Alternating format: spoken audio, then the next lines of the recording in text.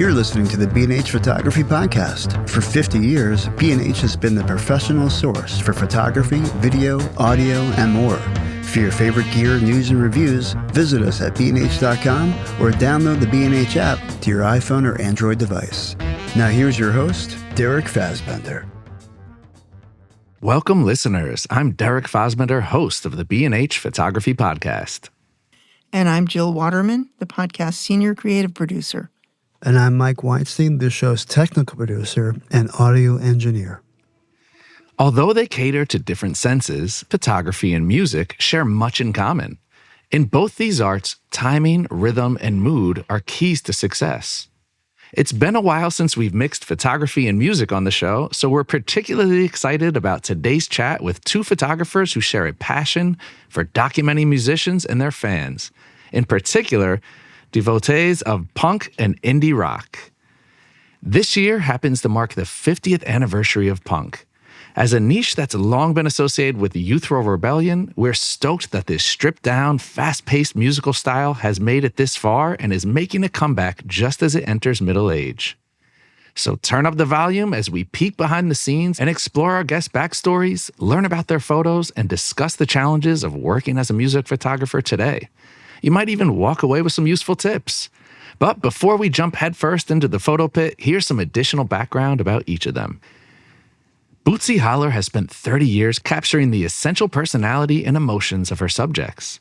Best known for her work as a portraitist, Bootsy's journey began with intimate depictions of herself and friends at the center of Seattle's pivotal music scene during the early 1990s. These formative years at both ends of the lens cemented her style as well as the methodology behind her empathic and journalistic approach. Bootsy's work has been recognized by the Society of Photographic Journalism and twice selected for the Critical Mass Top 50. Her photos have been exhibited and published internationally and are included in the permanent collection of the Grammy Museum. In 2019, she published the monograph Treasures, Objects I've Known All My Life. Most recently, her book Making It, an intimate documentary about the Seattle indie rock and punk scene, was released by Damiani Books. Chris Ortiz has enjoyed a relationship with photography since age 6, when he learned the basics from his stepfather. He specialized in music and documentary subjects since 1998, shooting with both digital and medium format black and white film. After earning a bachelor's degree in art history, Chris obtained an MFA in photography from the Savannah College of Art and Design. Select documentary projects include Portraits of Latinx Identity and We Are All We Have Tonight, featuring portraits and personal narratives from punk rock enthusiasts, describing each subject's connection to the scene. Additionally, Chris works as news editor for the Prescott Daily Courier, covering area news and events. Bootsy Holler and Chris Ortiz, welcome to the show. Thank you. Wonderful to have you both. Bootsy, I want to get started here. Back in Seattle, early 90s. It's like I remember that era through watching MTV and grunge was coming on the scene. But you were back photographing it. Your boyfriend was in a band. Can you take us back to those early days and tell us about the type of photos you were taking then? Yeah, I arrived in Seattle in 1992, so I wouldn't say I knew what was happening. Grunge wasn't a thing. It was lots of garage bands, underground stuff, people playing in clubs that were tiny little places and tiny little bands. And sometimes you'd get food afterwards because Washington state liquor laws are really strict at that time. So a lot of it, I was just kind of walking in with the band and hanging out. And I just dropped into the scene unknowingly. So it just became part of my life. And I never tried or wanted or thought about it as something I was going to make a living at. You were just a young kid enjoying your life, happened to have a camera with you. Yeah. In fact, actually, at that point, I had graduated from college and I didn't have a camera because I had been using the camera equipment at the school. Because I got into medium format and the SLR camera I had just didn't really have a good lens on it. So I left and didn't have a camera. And that was when I bought an old Polaroid and started playing around with Polaroids. As soon as I could, I bought a medium format. I bought a Rolleiflex and started shooting on that. How were you received once you had the camera? I mean, now it's like cameras are such a part of our everyday life. It's like everyone's around them constantly. But back in those days, it was like if every crew, I think, had a person who had a camera, or every group of friends, but you didn't come across them daily, and not everything was documented like it is now. What was it like when you started to bring a camera around the bands and the music scene? I think people were just excited that somebody was there and cared enough to take pictures, you know? And I was the only person there. There was only a handful of us shooting in the scene, and they were people that I became friends with. But Seattle's such a small place. I mean, we were all fighting for any kind of job or place, you know, like we shot for The Stranger, the local weekly rag, and that was not a lot of money, you know?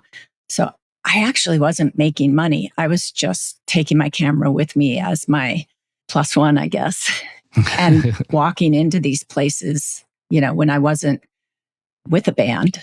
I knew the bouncers and I would just go out by myself, and they would see me and just wave me in because they knew I was shooting, even though they had no idea most of the time I wasn't even shooting for a magazine or for even anyone local or being paid to be there. I just like, oh, what do I have in the fridge? I'd pull out 1 or 2 rolls of film and I would go down there. And that's all I could afford was to like shoot some black and white and hope I could process it and print it in my own dark room and just see what I got. So it was just part of my life and how I lived, and nobody cared. They just let me in. You were just like a fixture. Yeah. At that point. And then when you go by yourself, which I did a lot because I didn't want to have to go in early. I had a band I specifically was going to see. Sometimes they didn't start till 11 o'clock. So I wouldn't go out till 10. I would just walk in, I would shoot the band, see them because that's who I wanted to see, and then rally. And in between bands playing, you know, I was standing around talking to the bouncers. So then you get to know the bouncers because they have to work. So they're just standing there, and they let me get on the stage. They would protect me. They would let me in. I was their friend. And yeah, I was part of, I guess, the fabric of just the whole scene. Mm-hmm. Do you remember the moment when you decided you wanted to do this, you wanted to freelance, or the exact moment that led you to shooting for magazines? Well, I had another business. I had a small design manufacturer, and one of my products was a magnet, and it fit a 2.25 square contact sheet image. So I ran that business, which made it easy for me to freelance. So there was a moment when I was like, you know what? When people say, what do you do? I have to stop saying, oh, I run a small business. I design whatever. I have to say, I'm a photographer. And the first time somebody asked me, oh, what do you do? And I replied back, I'm a photographer. I got a job. And I was like, oh man, wow, this just all changed. It's amazing how quick everything just, 1 minute you're not even really doing it to do it. It's just you living your life, and the next moment you're thrust into a career or the beginnings of a career. Yes, totally. And then I ran both businesses. So I ran my design manufacturer. That afforded me to pay my rent while I worked on becoming a freelance artist. And if I had to produce, I would produce. I styled, I did whatever you had to do, because in those days in Seattle, there's not a lot of work for that kind of thing. I shot babies, I shot bands, I shot album covers, I shot for the magazines, I shot for the rags, like whatever I could get. Sounds like a story a lot of us can sympathize with. You gotta make ends meet. And I think New York, although way bigger than Seattle, it's kind of the same thing. You know, you gotta get by. You have this little art thing on the side that you want to make work, and you gotta find a way to make the two happen. You gotta pay your bills, but you know, if you have that itch to get out there and exercise the art side of things at one point or another, you gotta take a leap. Yeah, it's the jump. Once you jump, it's fine. It's just the moment right before you say, I'm going to jump. Exactly. Chris, when was the jump for you? I know you started out photographing concerts, musicians, and it's something that's evolved in your own personal work. How did you first get into the life? Well, for me, it was when I was about 6 years old. My stepfather, who's the one who introduced me to the world of photography. And from there, I kind of took it on my own. It didn't really come full circle until 1998 when I was more or less living in a punk rock commune called the Pirate House in Lawrence, Kansas. Yeah, we would have our own house parties. We would have our own shows. There would be bands traveling through that were too small or too unknown to play at a local venue. So they'd play at our house. And I was fortunate enough to have a Nikon FM camera and shot 35 millimeter, mostly black and white film because it was cheaper to buy and cheaper to develop. I would photograph our house parties and document what I saw. That's really where it started for me. And then gradually started working for small online publications and little magazines, little zines from here and there. And next thing you know, it's 30 years later and able to do what I do still, thankfully, for a living. It's a beautiful thing, right? You're interested in, because I think that with music photography, most people don't start like, oh, I want to become a music photographer. And I don't really like music or these bands. I just want to do it. It's something that is born of a passion for music and a specific interest in the bands or the genres that you're photographing, right? Exactly. And for me, I'm lucky enough that my biological father, who I'm still really close with, he introduced me to so much music throughout my life where it was everything from Buddy Holly to Carlos Santana to, whatever the case is. And that's the reason why I feel like I'm very privileged today to be able to go through and work for a publication that I can go through and photograph these amazing bands that I grew up listening to, whether it is classic rock, oldies, modern rock, punk, whatever the case is, and have my mind blown away every single time I'm accepted to be able to go through and photograph, whether it's, the Foo Fighters, Carlos Santana, the Rolling Stones, or what have you. Yeah. Mm-hmm. Now, both of you have added portraiture to the mix as far as what your work is. And concert photography, I think a lot of times we lump music photography together as it's concert, it's album covers, it's press photos, it's portraits of musicians. Can you guys both talk about adding portraiture to your arsenal and how that differs from the live concert photography? Well, I was a portrait photographer. That's what I did. That's what I am. That's core to my base. And the documentary work for me, just like Chris, I grew up with a camera, probably got it when I was 7. And I documented my whole life, all my friends, everything we did. I lived in a small town, so it was a lot of drinking and partying and just documenting high school and going skiing and all that kind of stuff. So for me, it was just like portraiture was this beautiful thing I could do where I could style and have a relationship with the person.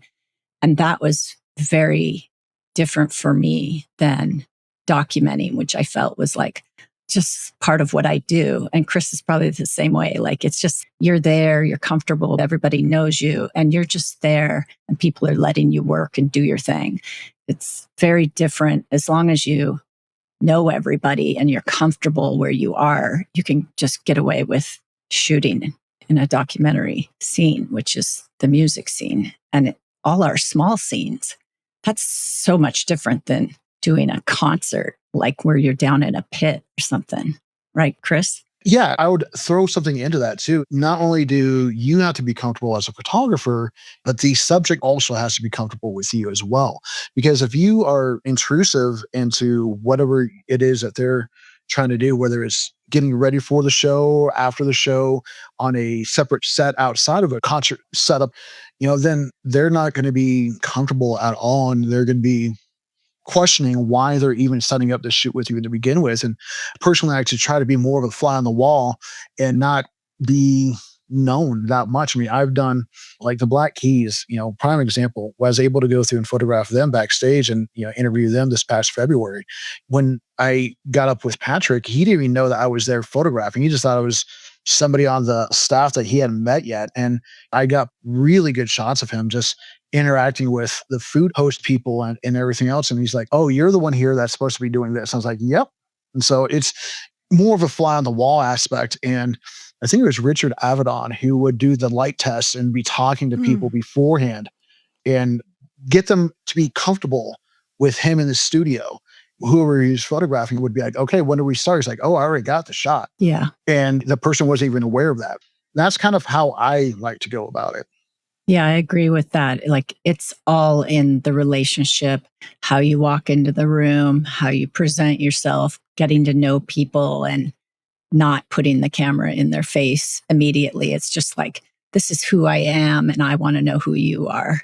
Like a lot of times it's just sitting with people and getting to know them as people. And then once they've accepted you, then they back off and they let you do your thing. And then once you have that relationship with them, I'm often on a pretty wide lens. Like when I would do events or parties, sometimes I'd be talking to people and then I would say, this is amazing. Stay right there. Like there's the documenting from across the room and there's like being a part of it and documenting. Absolutely. And I think you touched on a very important thing there. You got to treat everybody as if they are just a regular person. If you try to go through and fanboy or fangirl out when you're meeting somebody, that's going to be an instant turnoff and they're going to be like, why are you even here to begin with? Yeah, but if you treat them just like your average Joe next door neighbor, in my experience at least, it makes them feel a lot more comfortable because you see them as a person, not some kind of pop or rock star. Oh, for sure. What do you guys enjoy more? I mean, there is this documentary aspect, this BTS, this backstage where you're kind of just, like Chris said, a fly on the wall, and you're doing what photographers do. They blend in, they capture moments. And then you have this intentional side, the portraiture side, where it is an intentional vision that you're going for. You're working towards a particular means to an end. Is there one that you guys prefer versus the other? For me, it's one and the same almost. I mean, the last artist I was able to go through and photograph backstage was Kansas City blues artist Samantha Fish. She was playing down in Phoenix's Celebrity Theater about 2 weeks ago. And her tour manager is like, what exactly were you doing? I was like, let me tell it to you this way. It's not a Vogue or an Elle photo shoot. Think about the behind the scenes that Jim Marshall got with the Doors. So that's kind of how I approach both behind the scenes and in the photo pit. I don't want to be seen. I don't want to be known that I'm there. I just want to go through, take my photos and exit out of the room and say, okay, we got it. Let's go. Yeah. Now, Bootsy, I don't even know if you know this. Chris is a longtime super fan of the podcast. Chris, I wanted to call it out because, we've heard from John, Alan, Jason, that you keep in touch with these guys. And one of the great things about a podcast in general, particularly this podcast, is we have a lot of really, really talented and accomplished artists come through here. And it is a great way for people to learn and for people who are interested in a particular type of photography to hear from the best about how they did it and kind of get an inside track into the way they approach the industry and their thought process. So all that in mind, I want to know, is there anything that you have heard through this podcast that has influenced your approach to either concert or music photography in general? Yeah.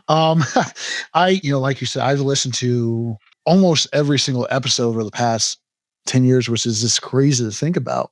But, going through and listening to Mick Rock when he was on, or going through the Jim Marshall estate, or the couple of times that Lynn Goldsmith was on. And like the last time, I believe I was actually sitting in the parking lot waiting to go in for the Rolling Stones, photographing, then listening to Lynn talk about the copyright issues that she was experiencing at the time, and being introduced to some photographers that I might have never experienced or known about through my own research and everything else.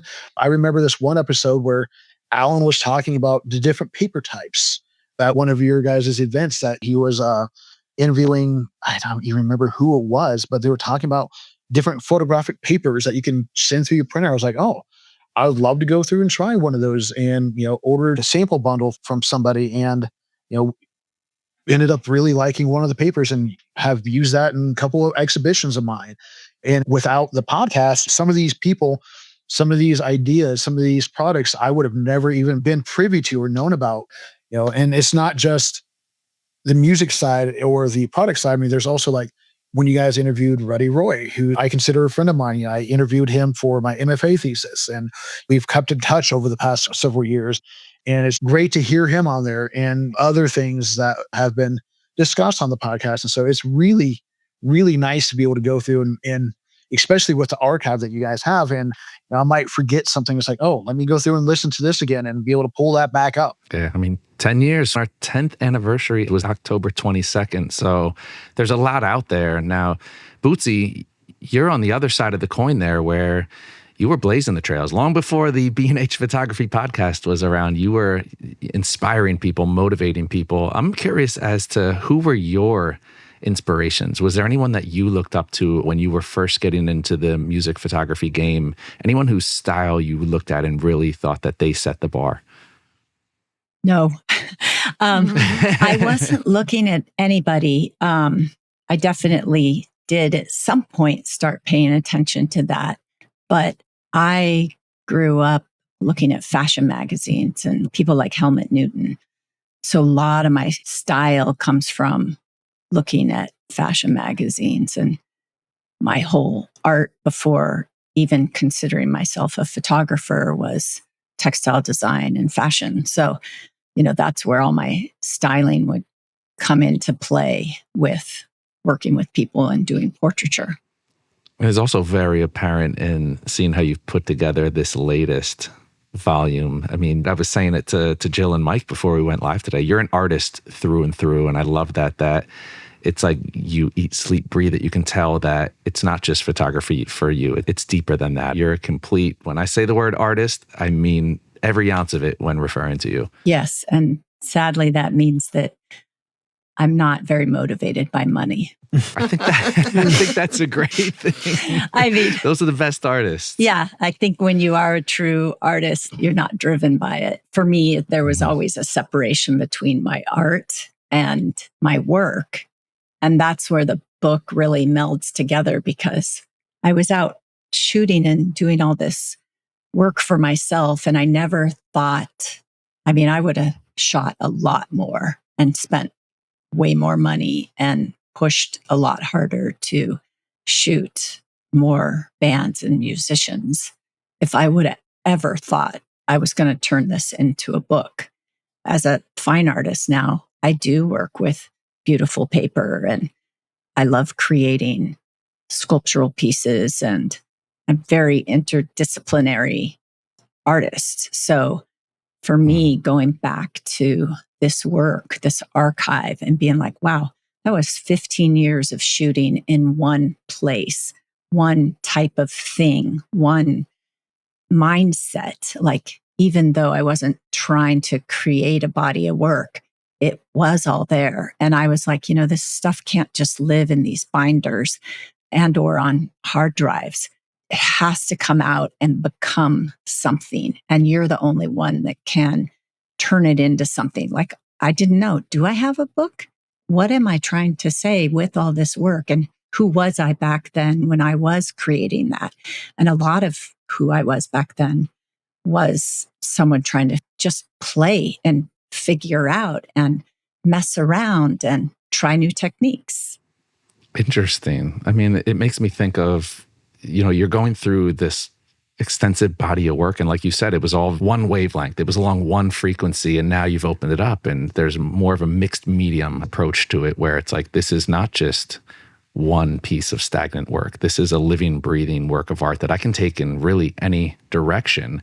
How did you dance that line between your perspective back then when you were creating it and now as a more experienced artist? As we grow with age and we experience more in life and our artistry grows, we become a different person. We become a different artist. Can you talk a little bit about that process and putting this volume together in kind of juggling the Bootsy of when you created that work and the Bootsy now putting together the volume? My biggest thought for the book was, I want to put work in there that I think is cool, fun, interesting. But I know I also have to have some famous people, right? Because that's what a lot of people want, to sell something. So making it is about everybody trying to make it. And some of us make it and some of us don't. So I accepted the people that didn't make it, and that is okay. I still thought, this is a beautiful photograph, or this was a cool thing I did. And I don't care that that band didn't become anything, because this is a photography book and it's about technique and style. And it just happens to be based around this whole time.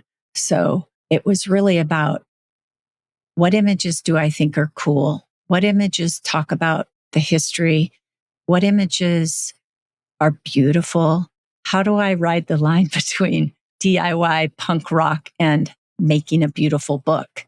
I was like, I want this to be beautiful, but I also want it to have a little edge to it. And how can I ride that line? And so that was really where I was driving myself. For both of you, I have a question. I think for at least every American and maybe every modern person, there's a time in their life, there's a moment when they sort of get music, when they finally understand it. Like beforehand, you're listening to the songs that your parents are playing. For me, at least, there was a very distinct afternoon listening to Jimi Hendrix, where I was like, I was pulled into music in a way that I hadn't been previously. Is there a specific moment for each of you where you can recall that happening, where music moved you in a way that it hadn't before then? For me, it's always been that way. I don't think that there was a moment in my life where it hasn't. I mean, growing up in a household where the earliest memories I have of music goes back to Bing Crosby's White Christmas album that we would play when decorating the Christmas tree when I was growing up, or my dad with Doobie Brothers 8-track playing. For me, music has always been a part of my life. So I think it was an early age, if I would have to put a moment on it, where it finally all came to that one fruition togetherness and like, oh, dang, okay, this is what music is. This is what music means to me. And I mean, I don't think I could put an actual pinpoint finger on it. Right. Bootsy? Yeah, I would say my mom played that Christmas album in our house. It's addictive. Yeah. And my mom was the one with the record player, and she didn't have a lot of music, but, it was like Lena Horne and things like that. But for me, I had an older sister. She was 3 years older than me. And then she had all these older boyfriends. So the first tape my sister and I bought was AC/DC Back in Black. There you go. And yes, that lives inside my body. Yeah. There's nothing I know deeper and emotionally than that album. And that was like, for me, a moment of being like, this changes who I am and I feel it. And this is like how music really can affect you. That was probably a massive key moment. But the second time would really be when I did come down to Seattle. I lived in a house with my boyfriend's band, and his brother worked for KCMU, the college radio station, which has now become KEXP, which is run by the people. It's all donations. And the music he brought home was my education into everything that was fresh and coming out that would not be played on a normal radio, because nobody played Jane's Addiction on the radio. Right. Nobody played Beastie Boys. Somebody had to have it. You heard it. Then you either went out and bought it, right? And that strong passion to want to collect music and learn about music was brought to me by, living in the house with people that were in the college radio station, bringing in all this like young, fresh, alternative music. And that opened up a whole different world for me. Bootsy, thank you for saying that, because you actually reminded me there is one particular moment for me that actually did happen. And that was the Cranberries' No Need to Argue CD. I was such an eclectic music taste up until then. And when a friend of mine let me borrow her CD, that's basically, I think, the moment that a lot of it did change for me. I kind of honed in on a specific genre, if you will, on music that I really started to associate with throughout the rest of my life. That 90s alternative rock / going into the punk rock scene and everything else. And so thank you for that, Bootsy. I appreciate that memory. And so bring that back. Yeah, like I've asked this question to lots of my friends and other people, and there is like the preteen, when you're just sort of like tipping your toe in, and then there is Bootsy, like the college pirate radio station, where it's like, what, the Pixies? What's like Waves of Mutilation? Oh my God. And then like for me in New York City, hip hop, was a big, but these are like really mind expansive, almost psychedelic, just real transformational moments. And there really are specific to almost like an afternoon or a driving moment or on the subway. There's that specific for me, at least. Do you find also that there's music that resonates differently inside your body? I think about the Talk Talk album, and like for me, that album, it just resonated inside of my body, and certain music triggers such emotion, even if it's not connected to an event. And Built to Spill does that to me sometimes, when I first started listening to them. Oh, yeah. Yeah. I mean, for me personally, I've always had like a sort of wistful or nostalgic kind of bent to my, persona. And when I first heard the Smiths, I was 13 or 14 in summer camp, and one of the counselors had like the Queen is Dead tape. And I remember hearing this, and still to this day, like the sad sort of nostalgic, it lives inside my body, but in a sort of bittersweet way. Yeah. What about taking this idea of those inner feelings and connecting it to photography and the art of being there, photographing a performance? Is there a specific memory you have of when it really clicked and you were like, oh, yeah, I'm getting this picture? And in terms of it all being about timing and rhythm and matching the rhythm of the music to the rhythm of your camera shutter. And when inside, even before you've seen the image, that, oh, yeah, I think I got it. Can you guys talk about that? Oh, yeah. I'm sure Chris and I probably feel the same. There's a rhythm that you see the musician doing, and they have a consistent way they move their body. And so you start moving with them, and you're like, okay, I know he's going to do this, right? Like I'm moving my body right now, like he's going to go down with the guitar, he's going to whip up, right? And you start to figure out their patterns, and then therefore you can jump in and grab it, right? Yeah. What do you think, Chris? And it's one of those things too, that it goes back to being a fan of music, period. Mm-hmm. If you can understand and know a song that the band's going to be playing, because for the most part, we have the first 3 songs, then that's it. We have 10, 12 minutes to go through and photograph something if we're photographing a show. And if you know what songs they're going to be playing, that one particular song, they're going to have that amazing guitar solo, or, they're going to start off with a heavy drum beat.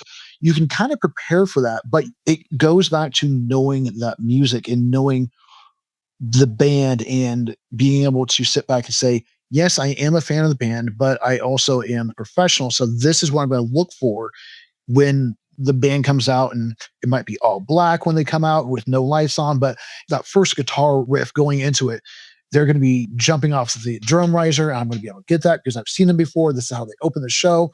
And so it's a mixture, from the way I see it, of being a fan of the band and being just a general fan of music, because not every band's going to be like that. I mean, I've photographed Wynton Marsalis, the jazz legend, and he's not going to be jumping around on stage. He's going to be sitting behind his music stand with his trumpet. And you kind of just have to go with the feeling and know, like I said, I can't emphasize this enough, but know the music, know music in itself. Bootsy, that makes me think of an interview you had participated in the past, where you talked about an artist giving you a photo, and that as an artist on stage, if you don't give an image, you don't get an image. So in talking about this, part of it is knowing music in general, knowing the band, knowing the set, knowing what is going to come and kind of paying attention to the cues.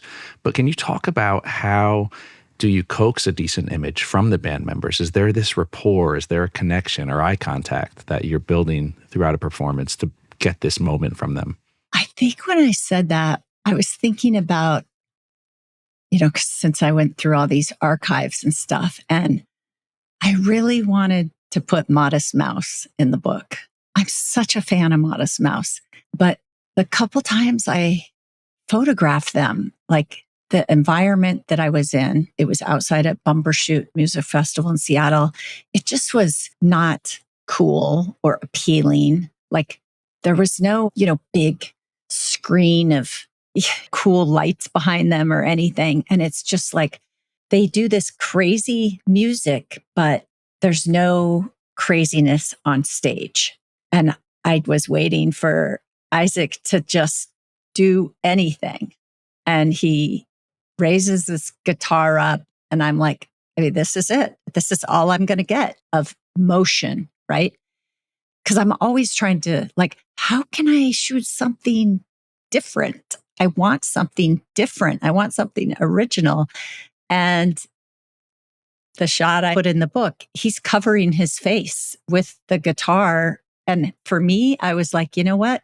Out of all these other images, I just felt like that actually represents him best, that he wouldn't even want his face in the shot. Maybe I didn't shoot them enough back at that time, and I haven't shot them since.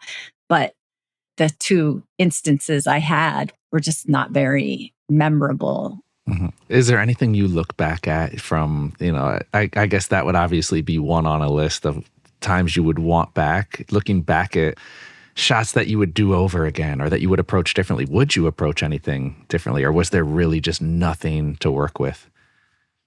At that point, it was like, could I have been somewhere else? Like if I could have been on the side of the stage instead of in the pit, that would have been different. If I would have talked to Jeremiah, the drummer who I was friends with, and said, hey, get me on the side of the stage so I could get something different or more powerful or just have a different angle than everything else.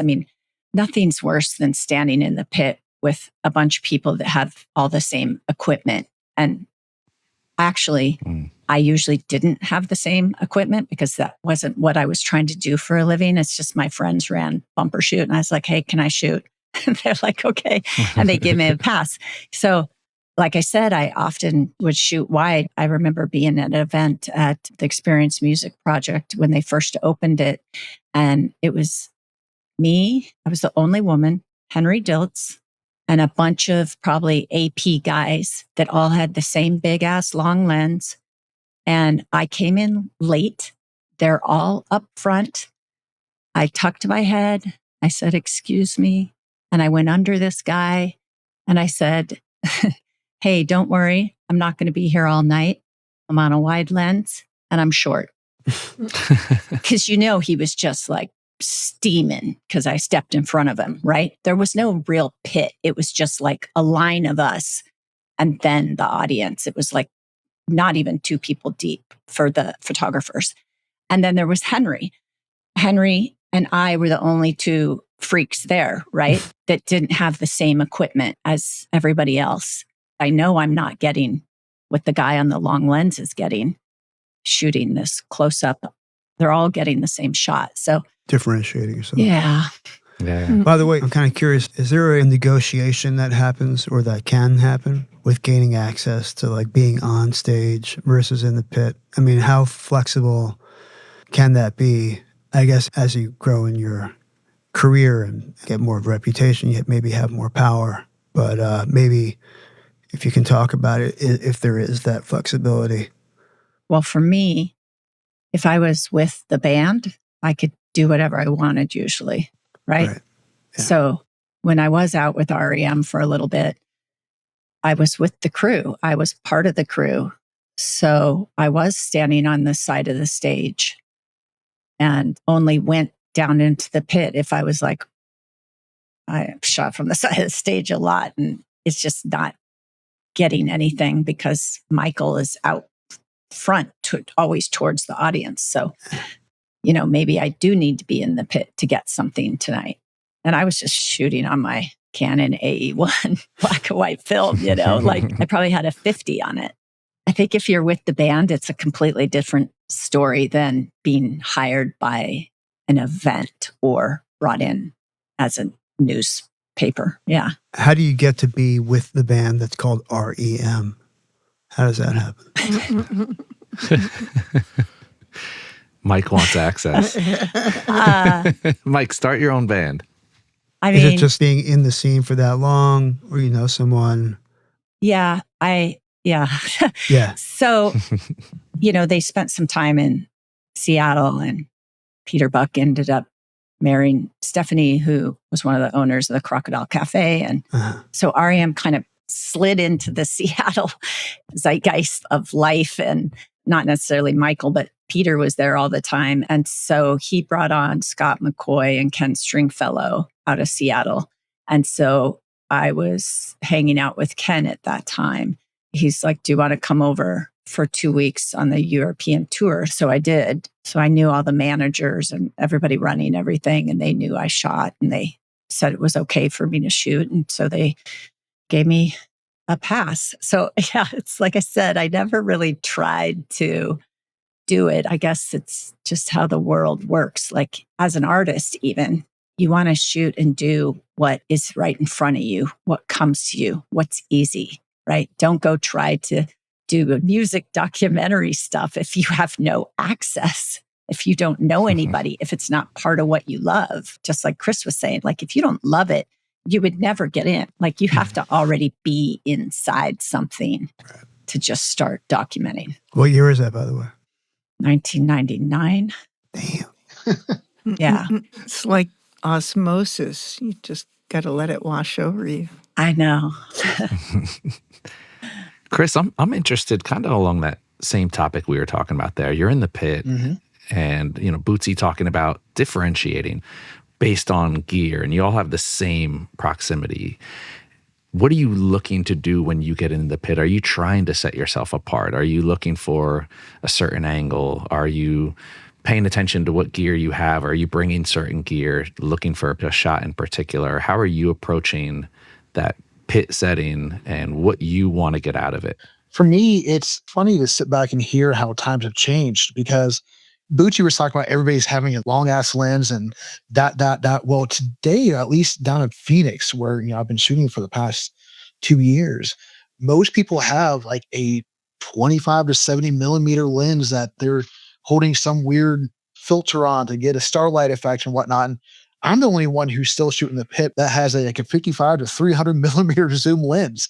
So I will use that, and I love that lens to death. I mean, it is only a 4.8 Nikkor lens, and so it's not the best for indoor shooting, but I make it work. And the thing that a lot of people, at least in Kansas City and in St. Louis and in Phoenix, where I've mostly shot a lot of my stuff at, they stand right in the middle of the pit, right where the lead singer is. And so they're getting a lot of the same images, like what Bootsy said. How I differentiate myself is with that longer lens. I'm standing at the edges of the pit. I don't want to be in that middle. The one thing I've told a friend of mine who asked me at one point in time, why do you stand on the side of the pit? Because there's only so many images that I even want to think about looking at where it looks like the lead singer is trying to eat the microphone. I don't like that look. I'd rather get on the side.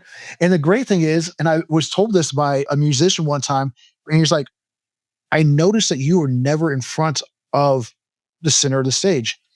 Why? And I was like, because of the fact that it makes you ask that question, and it made you go from the center of the stage in front of your mic to take that mic off the stand and venture off to the side to figure out what was going on with this guy over here. I'm fortunate enough to have a good photo quality printer in my house, and I have all these images on my office wall. And I'm looking at all these images I've taken over the years sitting on the side of the pit. Everything from Newfound Glory's guitarist making faces at me to Lawrence going from Styx, coming over and doing a kick in front of my face, or Roger Daltrey going through swinging his microphone. When I was at, in St. Louis, and I was the only one he did that to because I was standing on the side of the pit. But it makes those people wonder what is going on. Why are you not with the group? Why are you not with the flock of people that's here just for that? And also, it allows for the other members of the band to get their highlights on, because you think about like the Foo Fighters, everybody wants to get David Grohl. That's the iconic shot. But if you are able to go off to the side and get somebody else like Pat, go for it, because Pat will live it up for the camera. I mean, he's a little bit on the shyer side from what I've been able to photograph, but really, if he's in that mood, he'll give it to you. And that is where some of the best shots personally I've got is from that side of the stage. And so it is a little bit of a difference between what Bootsy was saying and what I've seen down here is, it's no longer that long lens. Everybody wants to try to get right up in the center to get that photo of the lead singer. And it's the same shot over and over again. So yeah, I go to the sides, and eventually the person who's on stage will come over and say with their eyes, "What are you doing over here? Why aren't you with everybody else?" Chris, that's the perfect thing. They come over and they give you a photo. Exactly. And now you're away from the pack. And like you said, they want to, look, hey, there's a guy over here. I'm going to go give him something. It's that. And then I think also, like, I didn't have a lot of money. I didn't have a lot of lenses. So you get really, really comfortable with certain equipment and lenses, and they become your style. They become how you are. And when you don't have every lens in your bag, or 3 cameras with all different lenses on them, you really push that specific lens to work for you. Just like Chris was saying, like, it doesn't open up a lot, but I make it work for me.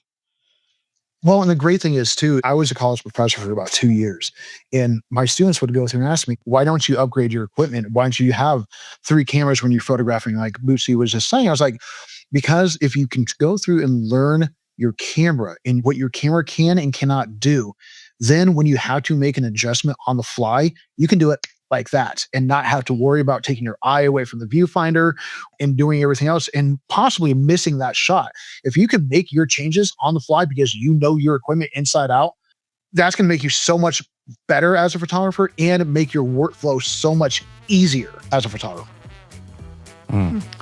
Well, we'll dive more into the shooting logistics and access to bands. But before we go down that rabbit hole, we're going to take a short break. So stand up, stretch, shake it out. If you're already standing, have a seat, relax. And when we come back, we'll continue our discussion about music and concert photography with Bootsy Holler and Chris Ortiz. We hope you're enjoying this edition of the B&H Photography Podcast. The best way to support the show is by subscribing on Apple Podcasts, Spotify, or wherever you get your podcasts. For links to gear and more information on today's guests, check out the show notes on your podcast app or visit our homepage on the B&H Explorer website and join our B&H Photography Podcast Facebook group. And now, back to the show. And we are back with Bootsy Holler and Chris Ortiz. Now, before the break, we were talking about what is different now than it was then. And, this topic of access came up. Now, Chris, I want to kick it over to you. What is access like now? I know, Bootsy, you talked about going in as part of the band. You're a friend. I'm guessing that doesn't fly for you, Chris, now. Well, it does and it doesn't. Bootsy was talking about how she had the side access because she was part of the band. Now, there's issues with that as far as being a journalist is concerned, because most of the time, we don't get that access. We have the first 3 from the photo pit, no flash, and that's about it. And then we're kicked out. Every once in a while, though, and this is what I found out, all you have to do is ask. Because sometimes, you will get that side access. I'm looking at one of the photos right now on the wall, and it's of the electronic DJ Girl Talk. And I remember this was in Kansas City and thought, what the heck? I'm going to go through, and some of the best photos I've seen of Girl Talk and other DJs is up on stage. So I asked, and it was probably a 20-minute turnaround. They're like, "You're with a publication, you're not with the house? Sure, why not?" So I got to shoot his whole entire set right there at his DJ booth. And, on the other side, it is becoming friends with the band. I'm friends with the Casualties. And whenever they've played in Kansas City, I've had that access to the side of the stage or behind Mager's drum kit. But that's a very big rarity, especially when you're in a bigger city like Phoenix, because everybody and their dog wants to go through and photograph a show. And you're talking about the fifth largest city in the United States. We have our own share of countless photographers who are vying for a photo pass through either a concert portal or emailing the PR agents or whatever the case is. It's incredibly hard to go through and get that photo pass, that media pass. I'm lucky enough to have worked in the industry for as long as I have. So a lot of PR agents know me, a lot of the bands know me, and they know my style of photography. So I don't get turned down for a lot of the shows that I actually want to go through and photograph. But the thing is, yeah, there's a lot of time that you have to go through and wait. You have to go through and apply. And chances are, especially when you're starting off, you don't get that access. You might have to sneak a little Sony point and shoot in and shoot from the crowd. But first three and done, you have to go through and apply. And if you don't follow those rules, you can get blacklisted from shooting a concert or shooting an event very quickly. I know somebody who, when Ringo Starr came up to Prescott Valley and played, somebody did not follow the rules. I've been told this story. This is about a month before I moved down here. And they actually ran from security and went up to the balconies and started shooting from up there after the first three songs. And yeah, they were blacklisted. And so you have to follow the rules. And if you don't, you're SOL. Mm. And Bootsy, what has your experience been? Obviously, you've been doing this quite some time. Does that buy you, I guess, being grandfathered in, so to speak, or? Well, I mean, I haven't been doing it lately, and I make this comment in the book. It's just like when I moved from Seattle to LA, I was letting go of all of that access because you don't just walk into a new city and get a front row seat. It was years and years of building up your rapport with people, like Chris said, and they know him, they know his work, he's cool. Like it's all of that. So I didn't come down to LA and try to get into the scene. I worked on my fine art is really what I did. Yeah. But I did go to my cousin's son was playing a show at one of the little clubs here. And I said, "Oh, do you want me to shoot? You have to pay $100 if you're a photographer and you want to come in to a small club and shoot." Huh. And I was like, wow, really? That's how it is now? Yeah. You didn't hit him with the, "Do you know who I am?" I said, whatever, okay. I just brought my phone in and I made a bunch of little videos for them and gave them that. And just, it's become such a big thing now. I mean, the younger generation especially, whereas we were talking about earlier, just, hey, it's going out, photographing your friends and the culture and the scene that you love. And now you see younger generation kids getting into photography. Like, I want to be a concert photographer. I want to be a music photographer, where that's the goal. That's the destination that they're headed to. I mean, are you guys seeing, or particularly you, Chris, because you're more in that scene now, as Bootsy just referred to, are you seeing it just become overwhelmed and kind of changing the concert photography game? Absolutely. I am a member of several different Facebook groups on concert photography, and it never ceases to amaze me in how many people are starting up a new online publication in photographing and trying to get into these big shows when they're just starting off and not trying to start where Bootsy and I did at the smaller clubs, the house parties, the dive bars, and working their way up, learning the craft before they actually jump in head first to the deep end. And some people will go through and have their cell phones. And if you look at any type of like Live Nation contract or AEG contract, or even just an individual band's contract, most of the time it will say no cell phones, no tablets, professional grade cameras with detachable lenses, ... And while those may vary from case to case on what a professional camera might be, I mean, you might be looking at like a mirrorless Nikon camera, or sometimes, and I have seen this recently, somebody's still shooting with a D70 in the pit, which I'm like, ouch. Yeah, that was interesting. Okay, but they have detachable lenses. You can go through and shoot. And it's one of those things where they are very particular about what type of camera that you can get into the photo pit. I sometimes still take my Koa 6 medium format camera, it's known as the poor man's Hasselblad, with a 120 film into the pit. And sometimes we'll try to shoot with that. And I've been stopped every once in a while. I have my Nikon with me and I have the medium format. People are like, what's this other thing that's in here? It's like, that's not an actual camera. It's like, yes, it is. It's film camera. It's medium format. And please don't open up the back because you're going to ruin this whole entire 12 shots that I have. And I don't have another roll with me because I don't want to change it out. But yeah, it is interesting to sit back and see. So that's confusing to me. What's the motivation on Live Nation's part for prioritizing or requiring?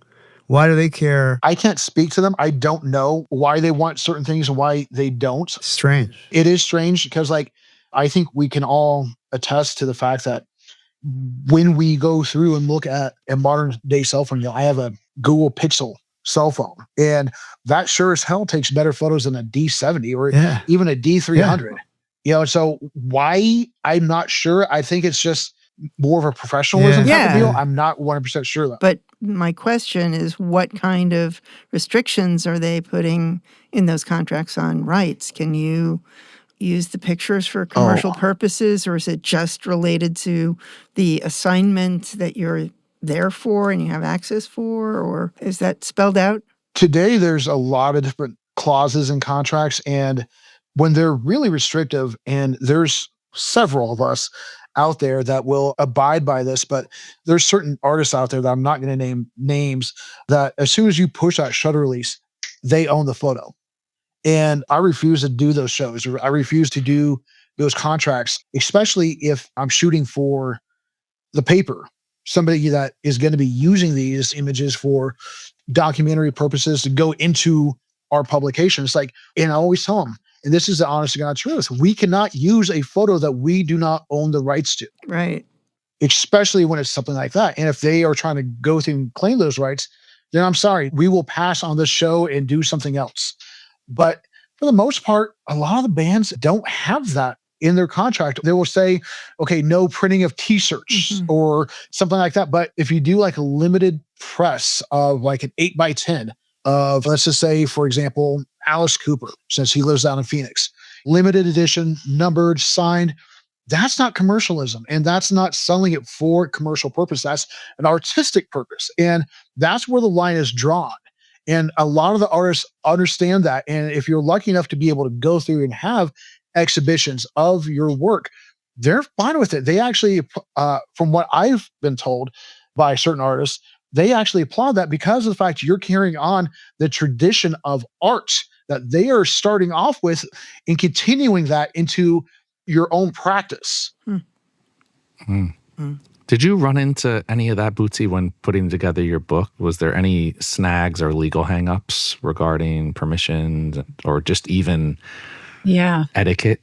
Well, thankfully, I have really good relationships with everybody that I've photographed. I mean, obviously, some of the bigger people, I can't get a hold of them or their management doesn't care. They're not going to get back to me. But I do live next door to a manager of massive bands. And so I did talk to him a lot about stuff. And once you're on stage and you're a public figure and we're documenting them, you've kind of given up a lot of your rights, you know? And so that was part of what I was learning and figuring out, because obviously I never had a live band sign anything. The only time I had people sign stuff was when I was doing portraiture. And some of it, when the lawyers went through the book, it's like if I didn't mention certain things, I could get away with stuff. Like if I didn't say, oh, I shot this for such and such magazine, which I was shooting for free, then it was different. But most of the time, if it was a portrait, they wanted it signed. And thankfully, a lot of the bigger musicians like Moby or whatever, I sent something to his management just saying, hey, FYI, I'm doing this book and this image is going to be out there. And it was like, I know they probably will never get back to me, but that's okay. It was just like etiquette, being polite and just saying, hey, this is going on. And I'm having this art show in London at like a gallery and it's going to be used. So thankfully, I did have a signed piece of paper from him because I was working for the radio station, when I shot all this stuff backstage. It was interesting what stuff they considered okay and what stuff they didn't. And I just was like, I'm not asking any questions. I'll just get this for him in however way I can do it. And I don't know why they didn't ask about that image, but I'm not going to ask them why. Was there any images that it was like all right, I haven't heard from them. I really want to use it, but I guess you guys know this as better than anyone. There's certain artists where a reputation might precede them. There's artists that are known to be very difficult, or artists that are very legally heavy-handed in certain circumstances. Was there any situations like that where you were like, you know what, I love this image, but I can't get a response. It's better to stay away from it? Well, if I don't think it's an amazing image or represents the artist in the way that they would want to be represented, I just would never use it. Like, I wouldn't want to upset anybody. I wouldn't want to piss anyone off. But I do have an image of Dave Grohl in the book backstage with Marco Collins. And I had a feeling about it. So I showed it to my neighbor. I made some changes on it because I just had a weird feeling, Mm-hmm. That would be me. It'd be like, you know what? No, this person blew up. They're huge now. Maybe I shouldn't. Kind of apprehensive. Yeah, but it all worked out and it was fine. But I just, I had access to my neighbor. So I was like, I should just ask because I do have access to this person. Mm-hmm. So. Now, I'm guessing the more difficult part about all of this was everything else that comes with putting together a book. I mean, you're talking years of the process of putting it together and organizing, sequencing, trying to figure out what are you trying to say? What was the ultimate vision of the book? Can you talk a little bit about that process, Bootsy? It's very overwhelming in the beginning. And there was many times where I thought I was going to start laying out the book where I was like, I'm just not ready. Like, I just still too much stuff and I don't want to bring in someone else to help me until I really, really know where I'm going.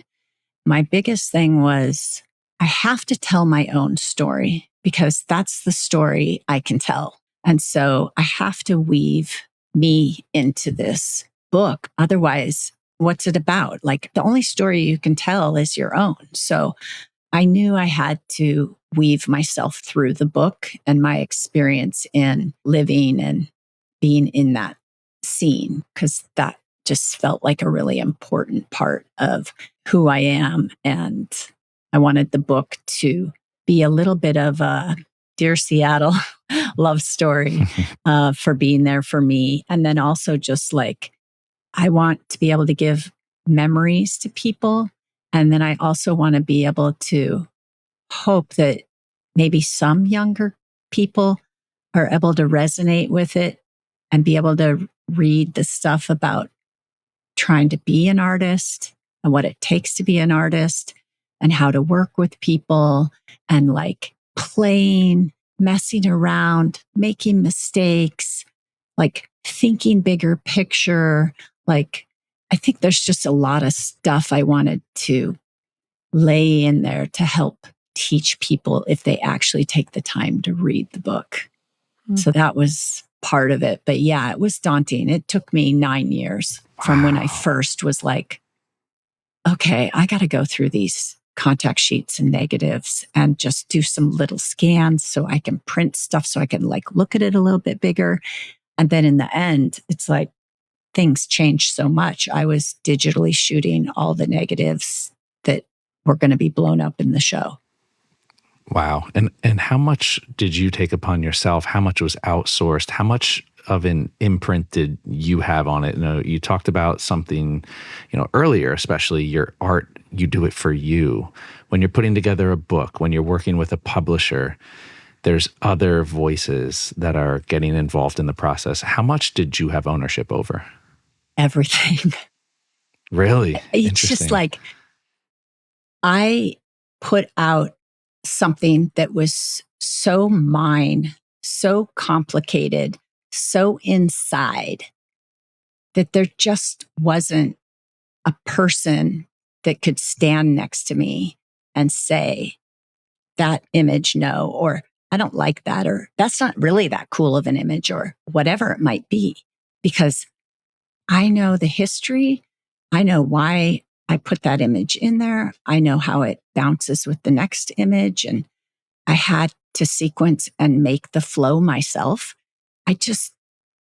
Even though I hired this guy, his name's Caleb Kane, and he works with book companies, and now he just designs. And I said, listen, I need you to work with me. Like, I need you to keep me on task. I just needed a partner to brainstorm with. I needed someone to be like, okay, now I have all this. How are we going to make it make sense? And I have this flow.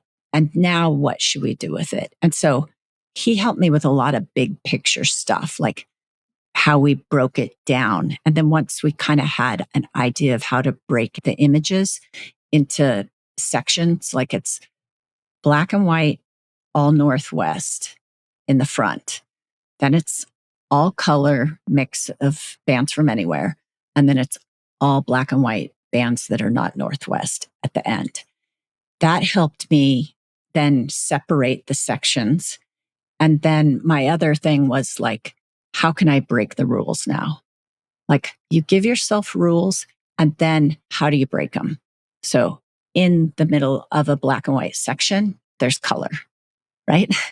And so for me, it was like, how do I add that little bit of rebelliousness and follow my instinct and like make it a little more my own and punk rock in itself by not following this perfect rule of, you're going to turn the page and the next image is going to be this. I wanted you to turn the page and be like, oh, wow. Whoa, different. So whatever it was, either how it was laid out or not. I didn't want to turn the page and have it feel the same every time. I wanted you to feel like you were on a roller coaster going up and down and moving through things. And then if you decide to read it, that's a whole separate experience. Mm-hmm. And how did the deal come about with Damiani? How did you learn about them, or was it them that learned about you? Actually, Caleb. I had a couple connections, but I didn't know Damiani. I knew some people at Care Verlag, and I would do these photo events that places will put on where it's like speed dating with galleries, publishers, and things like that. So I did take it out to a few of those where I was like, okay, I'll just meet with book people and I'll show them what I have. And so that was my access to getting to these people. It was through the art world. And then once I brought Caleb on and we had the book kind of in a decent place, he's like, I'm going to show it to Damiani. I think they're going to respond to it. And so then I had Care Verlag and Damiani interested, and I had to make a decision of who I was going to go with. Chris, you taking notes over there? Oh, trust me, I definitely am. Thank you so much. This is a class for me, so appreciate that. Especially the one thing that has yet to be mentioned in any of this on both angles from Bootsy and mine. It's important for the photographers out there, if you're trying to do this, to own the rights to their own images, period. Because none of this could be possible if you don't own the rights to your own images. Signing them away, at least in my mind, it does not matter. It's a big no-no. I own all the rights to my images, even working for a paper. I've never signed away those rights. Yeah. And I think also, like, everybody needs to understand how you charge and not give stuff away, because if one person's giving stuff away all the time, then you're undermining the whole industry. Absolutely. So that's something that happens too. Yeah, I only ever once did a fully private job where I had to sell out all the images from a private event, you know. Interesting. Well, we got a lot of great stories, a lot of great information. I want to have a little fun before we wrap this thing up here. Who's on the bucket list? If there were one person that you could photograph in the industry, who is the unicorn artist photograph? What do you think, Chris? Bootsy, I'll let Oh, you go with God. this one. I don't, yeah. I And mean, you have a time machine. oh, have a time machine. Yeah, Oh my yeah, you have a God. time Oh, don't machine. do that. Yeah, Don't are we, do that. Mike, are we going dead or alive? Dead or alive? I mean, yeah, either All or. right, well- I mean, this is all a right. fully hypothetical banger question. We just want Oh, the best.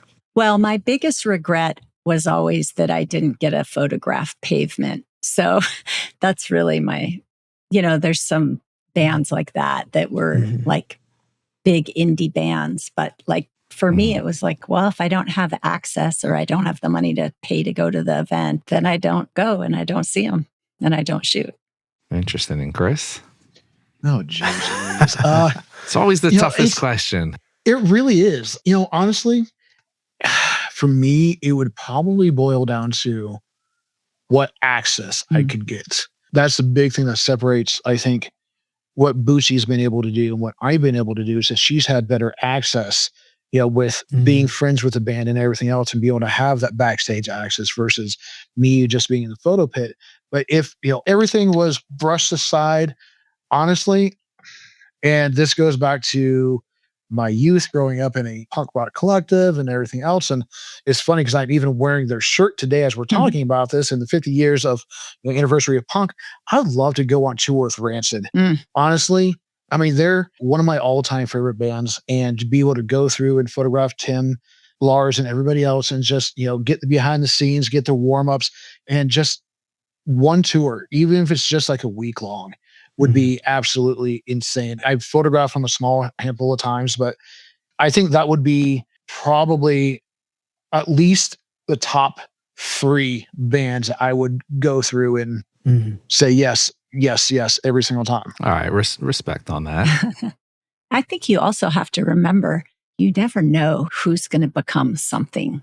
There you go. Right. Especially in the Yes. beginning. Like I was friends with Reggie Watts and he had a band and who knew Reggie was going to end up, on the James Corden show doing all his stand up and, you just don't know. At that time, he was just a cool friend that played in a band in Seattle. Like you just don't know where people are going to end up. Same with like Beth Ditto from The Gossip. Like who knew she was going to be fashion icon / acting. Like there's just no way to see that stuff hitting.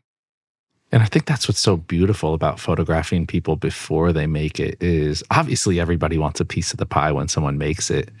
But that work created when neither you nor the artist is there or knows that they're going to be there. I think there's just something so beautiful, raw, and pure about that. That is the purity of making the art or wanting to shoot and the passion to shoot, right? Definitely. It's about like, this is a cool person. They're doing a cool thing. I want to document it because I like them. Wonderful. Well, this has been a perfect intersection of, people who are out there doing it. A mix of our fandom coming in here. And Chris, this is like a full circle. It's like we know we have the talent out there on the airwaves listening, but it's cool to see people who are fans of the podcast out there doing it for real. And artists like Bootsy who are setting the tone for the rest of us out there and really taking these iconic photos that inspire and motivate the next generation of photographers. So I want to thank you both and kick it to you. Bootsy, we'll start with you. I know we have the book making it out. Is there any other upcoming projects, events, exhibitions, anything you have going on? Well, I'm going to Paris Photo with Damiani, so that's going to be a big deal to be there. That's just a massive photo event. And I have also a small group show that I'm in Paris at the same time where I'll be showing some of the work. And then I have in 2026, I have a whole separate body of work that's going to be in Blue Sky Gallery in Portland, Oregon. So as soon as this book's done, I have to finish building my contaminated series for a fine art show. So that's kind of what I'm working on after the book. Awesome. And where can we keep updated on your adventures? Website, Instagram? Yeah, I mean, both Instagram and my website have everything. It's just at Bootsy Holler. I don't really have to compete with anybody else's name. Yeah, just me and Bootsy Collins out there. There you go. I love it. You could just be like, Google me, and that's it.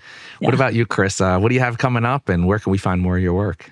First and foremost, I wish I was like Bootsy. There's probably 8 million Chris Ortizes out there. And it's horrible to go through and try to Google my name. So you can find everything off my website at chris-ortiz.com. That's the best way to go through. It has my links to Instagram, which I try to post regularly on.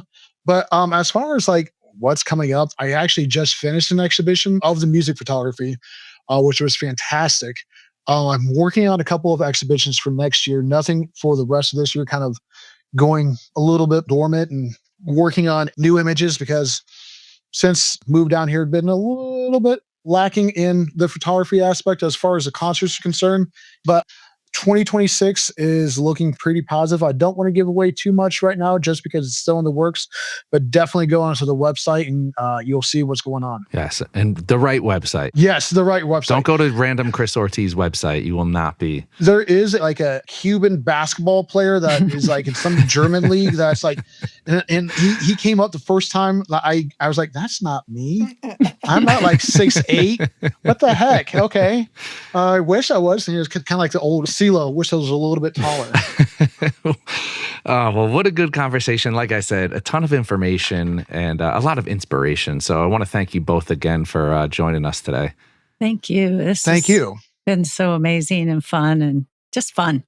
Oh, yes. Hey, that goes for us as well. We love what we do, and it's great we get to share the airwaves with people who inspire us on a daily basis. So huge thank you once again to you both and to all of you out there listening. Thank you to you for joining us today. If you are a fan of the show but are not yet a subscriber, head on over to Apple Podcasts, Spotify, B&H's YouTube channel, or wherever you get your podcasts and click subscribe. You can also find us on the Explorer blog where we post photos from our guests along with our show notes.